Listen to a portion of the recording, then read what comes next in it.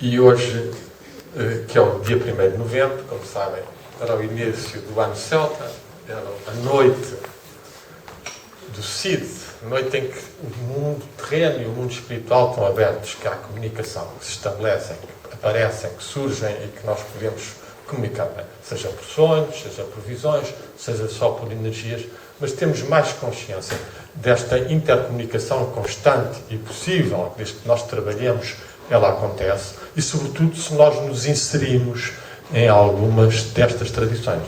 Porque, de facto, cada ser, ao longo dos anos, vai talhando certos canais, certos fios, certas correntes, conforme o amor que é dado, conforme a aspiração que é dado. Assim se vai fortalecendo esse tipo de canais. E, portanto, cada ser tem que descobrir, e é por isso que eu não sou muito por meditações muito estereotipadas. Não, acho que cada pessoa tem que fazer o tempo dentro da sua casa e do seu tempo, criar um silêncio, uma respiração, uma respiração de ligação com os níveis superiores. E depois ir sentindo o que é que isso acontece dentro de nós. Que tipo de orações brotam? Que tipo de palavras? Primeiro nossas, depois vindas do nosso interior, depois há mudanças, depois, então, com algum tempo, nós passamos a ter a capacidade do olho espiritual, diminuindo a sua obscuridade e a sua agitação, e daí que nos Yoga Sutras de Patanjali, o primeiro sutra diz Yoga, Chitta, Vritti, Nirodha. Yoga é a extinção, ou a anulação, ou a subsidiência das vagas de pensamento. E o segundo diz, então, o observador é instalado na sua condição original. E é essa condição de espírito, de ser de luz, que nós vamos procurar. É evidente que o nível de espírito é muito difícil. É muito difícil. Apesar de eu ter uma ideia que há um psicomorfismo dele, e algumas espécies, mas não vamos falar desse momento, tanto mais que não temos muito tempo, mas, de facto, a experiência mais comum e mais praticável é a absorção da luz espiritual. A luz que vai entrando dentro de nós e que nos vai purificando, vai harmonizando, vai clarificando. Também está ligado na própria tradição persa, mesmo antes deste Islão Shia, que é um Islão bastante mais místico, no tempo do Madzaísmo e do Zoroastrismo, já tinha muita noção do corpo de luz, Shvarnat, o corpo de glória, que era essa representação que depois influenciou as nossas próprias criações, das auréolas e dos nimos, e que representa realmente uma consciência maior dessa luz que nos tece, que nos entretece, que nos trabalha. É uma luz sempre desafiante. Uma pessoa muitas vezes não sabe de onde é que ela está a vir. Se o que nós vemos é de cima para baixo ou de baixo para cima. E devemos estar atentos e devemos registar.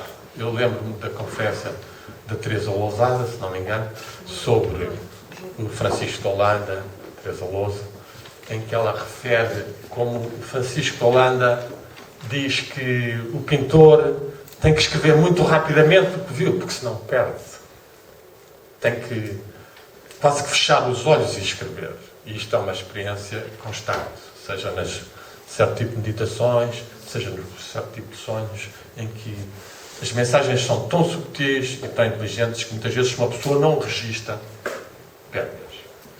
Ainda que, muitas vezes, e isto até falámos ontem com o Luís Elie, à volta das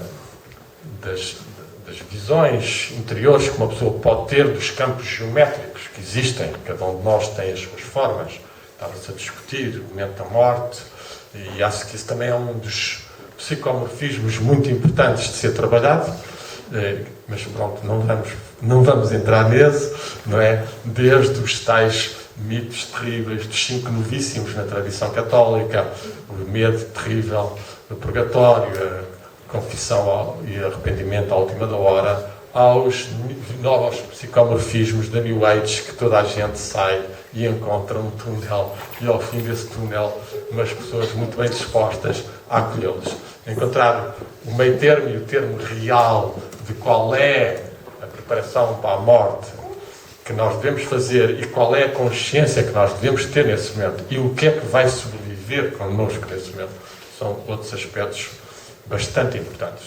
Mas, como eu estava a referir, esse aspecto das visões, nos sonhos, ou mesmo nas meditações, e como é que nós as podemos conservar ou não conservar, e é pena que nós não tenhamos dentro do nosso cérebro, falou-se ontem de existirem vários depósitos, foi o nosso amigo, até hoje o André, que falou dos vários depósitos, significados, das experiências, das vivências. Eu talvez não compartimentasse tanto, mas gostasse de referir esse aspecto de haver um depósito que fosse mais trabalhado, que fosse como que uma parte do grau viva dentro de nós, que foram as experiências de mais luz e de mais amor, e os momentos mais unitivos, e os momentos mais inspirados, em que realmente nos sentimos todos, ou cada um ou com o outro, numa ligação superior, uma ligação de felicidade, de plenitude, e que todos nós já tivemos na nossa vida. Eu lembro-me na Índia, às vezes, no encontro apenas com uma determinada pessoa, seja um mestre indiano, seja um português de Goa, os momentos de luz e de felicidade que de repente irromperam dessa comunhão entre dois seres que vêm de dimensões completamente diferentes e que convergem naquele momento numa mesma procura e têm um sinal. Mas então referia, só para terminar e permitir talvez uma pergunta ou duas, que de facto essa fragilidade e subtileza do que nos chega nesses momentos, não é? Porque de facto é todo o problema do cérebro ter as suas limitações e toda a riqueza do mundo invisível que está aqui nós não estamos a ver em geral, não é? E temos de volta e meia um tipo de captações. Mas quando elas nos vêm, seja nos sonhos, seja ao acordar, o acordar também é um dos momentos mais recomendados para uma pessoa tentar sentir mais de onde é que veio e que mensagem é que pode estar a receber, ou qual é a orientação para o dia, qual é o perigo, ou qual é a luz com que uma pessoa deve avançar nesse dia. E então é uma das formas que eu percebi um bocadinho, muitas vezes uma pessoa pode ter perdido uma grande parte da compreensão ou da imagem. Mas se nós concentramos nela, ainda que não tenhamos a forma clara, é como se fizéssemos uma ligação para cima e também às profundezas de baixo. E nesse aspecto, então, dá-se a ligação entre o céu e a terra, ligação entre o inconsciente e o supraconsciente, e essa ligação é de facto uma das coisas que caracterizou mais os portugueses. Foram seres que conseguiram amar a terra, amar o cheiro do estrume. Eu já vivi também fazer agricultura biológica, recomendo a agricultura biológica e orgânica.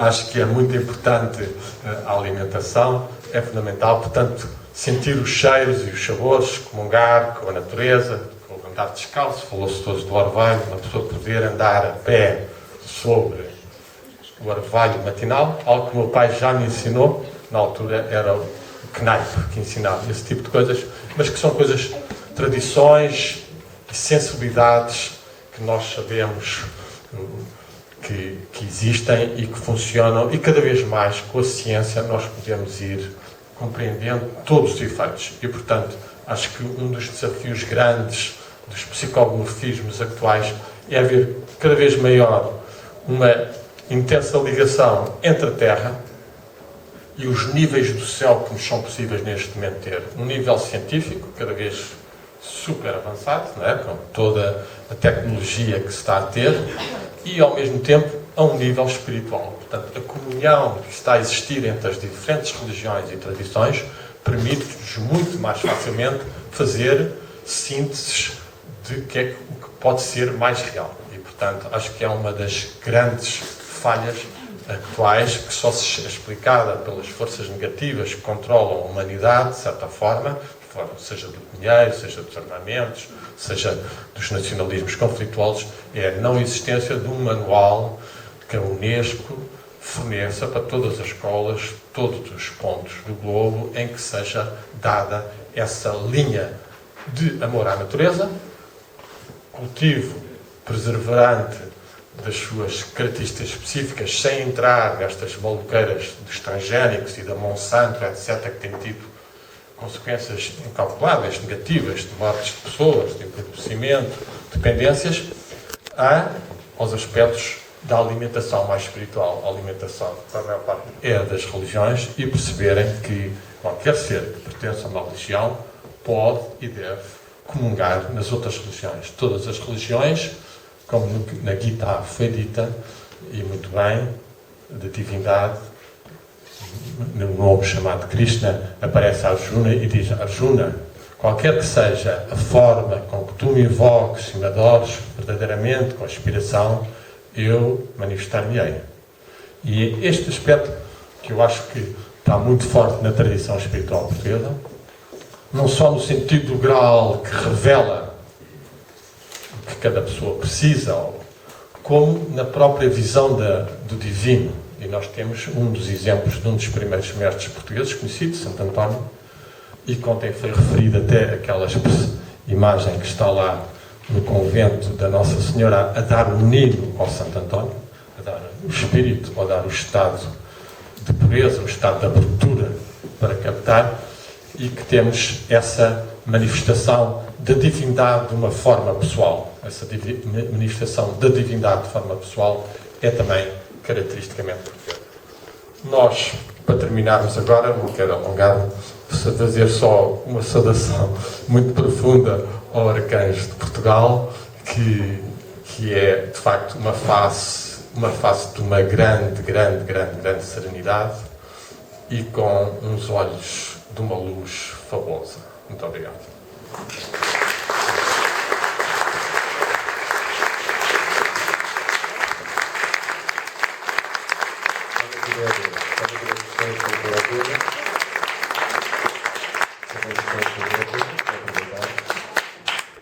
Alguém quer fazer alguma questão? Sim, força. Alguém quiser.